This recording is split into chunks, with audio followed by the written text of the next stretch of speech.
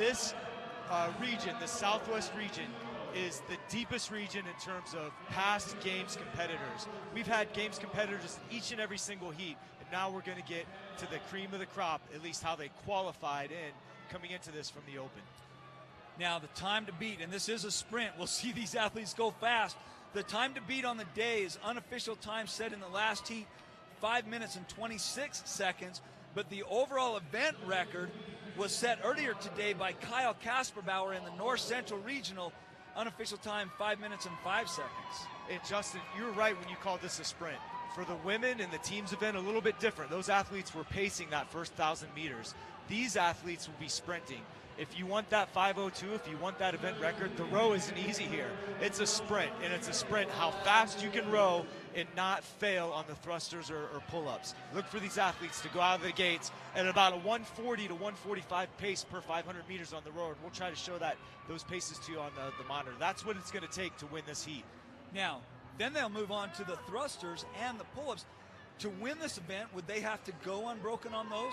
Yeah, the top 5 or 6 guys here are going to go unbroken on everything. I really look forward to seeing this. And it's not a matter of if you're going to go unbroken, it's how fast you're going to go.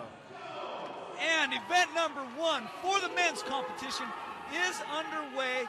Once again, the time to beat set earlier today, unofficial time of 5 minutes and 26 seconds. These athletes are starting in on 1,000 meters on their row. And Josh, explain what the body is going to be going throughout this workout. So right now, you don't want to get too winded here on the rower. You've got to row hard, but it's got to be contained. You can blow it out, you can redline, you can max out that heart rate very easily on the rower. You're using upper and lower body here, which you're going to need in the next 2 events. So you've got to go fast, but you got to be in control. And lane number 5, Matt Chan, who took second at the games last year. It's interesting, Josh, because he has never placed second or third. He's always won his regional when he's competed in a regional event. He's one of our smarter athletes. His training program is dialed in. His strategy he utilizes in each event is dialed in. Matt Chan is going to be formidable. He's coming off of an injury, but I expect him to do very, very well in this event.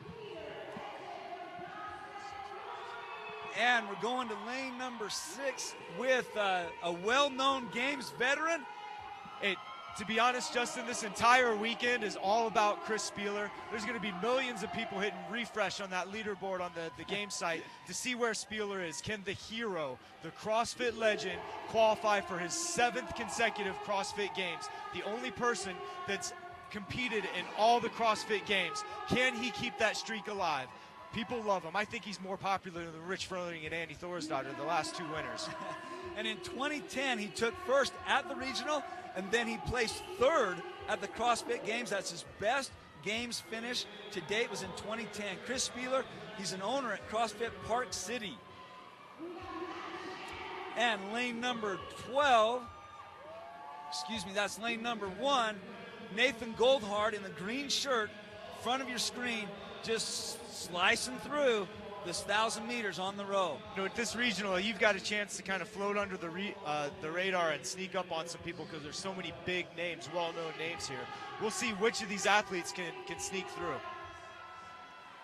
And lane number 7, Chris Hoppy, came in from the open in 5th place, but because we had several athletes that chose to go team rather than individual, he's actually coming in 2nd place. Now, when the judges hold up their hands, it means that they have reached 750 meters on their row, so they have 250 meters left, and then they will go to the thruster portion of the workout, 50 thrusters with a 45-pound bar. What we want to watch for is how quick they can transition, get off the rower, get to the bar, get into that squat. I saw a lot of athletes in previous regionals actually squat clean that bar and get rolling right away, so they don't lose any seconds setting up for the thrusters.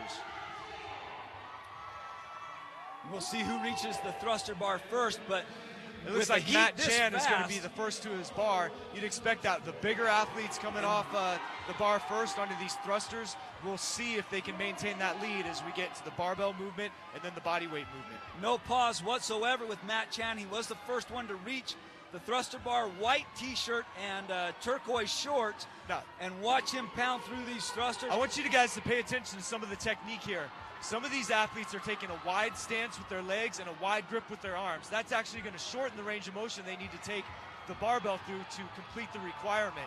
Other athletes have a narrow grip and a narrow stance. They've got to go through a longer range of motion. So strategy-wise, as Mr. Chan is doing, as Mr. Hoppy is doing, a little wider grip, a little wider stance is going to let you cycle through fast. And Josh, there's only 45 pounds on this bar. Why don't these guys just go faster? They are going fast, JJ. This is amazing. Look at these cycle times. Chris Spieler in the middle of your screen there, shirtless and bald. He's short, he's tiny. That barbell doesn't travel far on each rep. He's going to rep these out fast. And look for Spieler when he gets to that pull-up bar. He's got a beautiful butterfly pull-up. 106 reps is his one set max. That's unbelievable. This guy does over 100 pull-ups at a time. He's going to knock out 30 really fast if he can catch Chan. And Matt Chan is the first one to the bar in the white t-shirt. Matt is in lane number 5, and watch him pound through 30 pull-ups in lane number 7 on the left of your screen. Chris Hoppy in the black t-shirt and gray shorts as he is starting in on 30 pull-ups. This is a fast heat. None of these guys are coming off the bar. It's just a matter of how fast you can go and how good your rhythm is. There's a rhythm to this butterfly pull-up. It can be good or it can be bad. If it's good, if it's on like Spieler's is, you're going to see him cycle through fast. Chan's starting to lose his rhythm. That could cost him. And Matt Chan is the first one onto the stop mat. The red mat, unofficial time, 5 minutes and 13 seconds. Not enough to win the event record worldwide. However, it is fast enough to be the fastest time of the day. Matt Chan, unofficial time, 5 minutes and 12 seconds. And that was an incredibly fast heat. Chris Spieler was breathing down his neck on those pull-ups, but it was Matt Chan first off the rower, first one done with the thrusters, and first one done with the pull-ups. What a tight finish at the end. I could not tell who was second through fifth there. And those placings are going to matter greatly when it comes to locking down those second and particularly that third and last spot to the CrossFit Games. Matt Chan right there, breathing heavy, but he did exactly what he wanted to do coming into this event. He is your Jackie winner, your event number 1 winner. And there is lane number 1, Nathan Goldhart in the green shirt. And for Matt Chan, that really sets up well. He's one of the stronger athletes in the field. I'm very positive he's going to do very well in that second event, the overhead squat, and have a low point total going into tomorrow's second day. And Nathan finishes an unofficial time, 6 minutes and 17 seconds. There's Chris Spieler. You see the crowd behind him, and he's from up the road. Probably took him about 45 minutes to get here, so you can bet that he's got quite a following as they are here at the Southwest Regional. This is the 2013 Road to the Games.